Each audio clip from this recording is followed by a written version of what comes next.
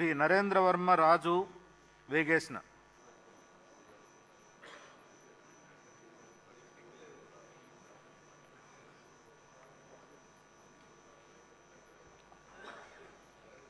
వేగేసిన నరేంద్రవర్మ అనే నేను శాసనసభ సభ్యునిగా ఎన్నికైనందున శాసనం ద్వారా నిర్మితమైన భారత రాజ్యాంగం పట్ల నిజమైన విశ్వాసం, విధేయత చూపుతానని, భారతదేశ సార్వభౌమాధికారాన్ని, సమగ్రతను కాపాడతానని, నేను స్వీకరించబోయే కర్తవ్యాన్ని శ్రద్ధాశక్తులతో నిర్వహిస్తానని దైవ సాక్షిగా ప్రమాణం చేస్తున్నాను.